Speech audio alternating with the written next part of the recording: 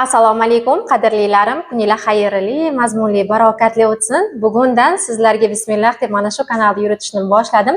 Kanalimning asosiy vazifasi sizlarga Enel International kompaniyasini qanday tashkil etilganligi, nimalar sotilishi, kimlar uchun qanday foyda keltirishi haqida, to'liq biznes haqida, mahsulotlarimiz haqida bittalab videolarni taqdim etib boraman. Kanal rivoji uchun mana shu kanalimizga obuna bo'ling, like bosishni unutmang va sizga kerakli bo'lgan barcha ma'lumotlarni berib boraman. Enel International kompaniyasi haqida ma'lumot berishdan oldin o'zimni tanishtirib o'tmoqchiman. Ismim Sitora, familiyam Isroilova. Enel kompaniyasining top liderlari qatorida o'zimni ancha yildan beri ish faoliyatimni yuritib kelmoqdaman. Komandam va mijozlarim kerakli va yetarli darajada va endi esa teletomoshabinlarga, mana shu YouTube yoki bo'lmasa boshqa platformadagi mijozlarim uchun to'liq ma'lumotlar berib borishni, yana ham foydaliroq bo'lishni, nima mavzu haqida siz izlayotgan bo'lsangiz, savollaringiz bo'ladigan bo'lsa, kommentariy orqali berayotgan savollaringizdan kelib chiqib, javob berib shu videolar tayyorlashga qaror qildim. Inshaalloh manfaatli va kerakli bo'ladigan kanal bo'ladi degan umiddaman. Endi asosiy mavzuga o'tadigan bo'lsak, Enel International kompaniyamizning asos solinishi, kimlar tomonidan tashkil etilganligi haqida sizlarga to'liq ma'lumot bermoqchiman. Enel International kompaniyamiz 2000-yil Rossiyada Novosibirskda tashkil topgan. Uning asoschisi Dmitriy Xokhlov bo'ladi. Kompaniyaning asos solinishining asosiy voqealaridan biri bu onasining avtohalokatga uchraganligi. Kunlardan birida Dmitriy Xokhlovning onasi avtohalokatga uchraganda shifokorlar unga jag' suyaklari sinib ketganligi va oziqlanish bo'yicha cheklov bo'lganligini aytishadi. Shu davolanishlar vaqtida kompaniyamizning prezidenti Fransiyaga ish bilan boradi va u yerda aqlli ovqatlarni ko'rib qoladi. Fransiyada 20-asrdan boshlab turib u yoqda bankali kokteyllar oddiy hayot tarziga kirganligini ko'radi. Sog'lomlashtiruvchi, immunitetni ko'taruvchi va hazm qilish bo'yicha juda ham foydali bo'lgan barlarda ko'rib qolgan kokteyllarini onasiga yuboradi va 6 oy vaqt davomida Fransiya kokteyllari bilan ona tamaddi qiladi, ovqatlanadi va sog'lig'ini tiklaydi. Va shu 6 oy vaqt davomida sog'lig'i tiklanishi bilan birgalikda yosharganligi, jag' suyaklarini butunlay tiklanganligini ko'rib turib, endi qolganlarga ham bu kokteyllarni yana ham yoyish, dunyo miqyosiga olib chiqish va onasiga o'xshab turib kasal bo'lganlar, hazm qilishda muammosi borlar va salomatligini tiklamoqchi bo'lgan, yosharmoqchi bo'lgan insonlarga yetib borishni xohlaydi va Fransiya bilan hamkorlikda 2000-yil Enel kompaniyasida kokteyllarni yana ham boyitilgan holatda, tarkibini kuchaytirgan holatda ishlab chiqarishni boshlaydi.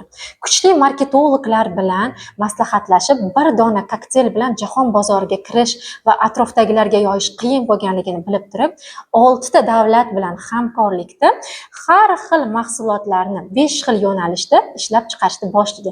Ya'ni Koreya bilan kosmetikalar, kokteyllarni Fransiyada, badlarimiz, choylarimiz esa Rossiya bilan hamkorlikda, dezodorantlar va uy sredstwalarini Germaniya bilan hamkorlikda ishlab chiqarishni boshlaydi va 2002-yil 2 yil vaqt davomida jahon bozoriga kiradi. Va bizni Enel kompaniyamizning mahsulotlari ISO 2002, 2022 yoki bo'lmasa Sog'liqni saqlash vazirligidan o'tganligi, halolligi to'g'risidagi sertifikatlar va jahon bozorida eng kuchli sertifikatlarni qo'lga kiritishni boshlaydi. Jahon bozoriga kirib kelgandan keyin bilamizki, brend o'zini nomini alohida shakllantiradi va ma'nosiga ega bo'ladi. Enel, ya'ni New Life, yangi hayot degan ma'noni bildiradi. Chuqur qaraydigan bo'lsak, Enel kompaniyamizda har bitta mijozi yoki bo'lmasa ishlayotgan har bitta menejeri hayoti tubdan o'zgaradi. Mijozlarimizni salomatligi tiklanib, hayotga bo'lgan qiziqishi yana ham ortadigan bo'lsa, ishlayotgan menejerlarimiz esa moliyaviy erkin bo'ladi, dunyo qarashi kengayadi va ahil komandaga ega bo'ladi. Va bizning asosiy Enel kompaniyamizning maqsadlaridan biri bu sog'lom hayot, hayotni yana ham yangilik va chiroyli qilish bo'ladi. Qanday tashkil etilganligi haqida qisqacha tushuntirib o'tdim. Endi bizda Enel kompaniyamizda nimalar bor, nima mahsulotlar ishlab chiqarilishi haqida sizlarga ma'lumot bermoqchiman. Enel International kompaniyamizda 500 xildan oshiq mahsulotlar bor. 6 ta davlat bilan hamkorlikda 5 xil turdagi mahsulotlarni ishlab chiqaradi. Ya'ni kosmetikalar, dekorativ kosmetikalar, yuz uhodlarimiz, tana uhodlarimiz, salomatlik uchun badlarimiz, choylarimiz, kokteyllarimiz, semirish uchun, ozish uchun, undan tashqari uy tozalash uchun mahsulotlarimiz, bolajonlar uchun asosiy lineykamiz bor, ya'ni liniyamiz, shampunlarimiz, vitamin badlarimiz, salomatligini tiklashi uchun, aqliy faoliyatini yaxshilash uchun alohida o'zimizning mahsulotlarimiz bor. Bugungi birinchi videomiz Enel International kompaniyasining asos solinishi haqida bo'ldi. Inshaalloh keyingi videolarimizda 500 xildan oshiq mahsulotlarimizni har birini qanday tayyorlanishi, tarkiblari va kimlar uchun ekanligi haqida to'xtalib boramiz. Videomiz yoqqan bo'lsa like bosishni unutmang. Keyingi videolarimiz nima haqida bo'lishi yoki bo'lmasa qaysi mahsulotlarimiz sizga ko'proq qiziq bo'ladigan bo'lsa, kommentariyalarda o'zingizning savollaringizni, izohlaringizni qoldirishni unutmang. Har bitta obunachimizning izohlari biz uchun juda ham muhim. Keyingi videolarimiz sizlarga birinchi bo'lib yetib borishi uchun kanalimizga obuna bo'lib, qo'ng'iroqcha bosishni unutmang. Inshaalloh kelgusida ko'rishguncha.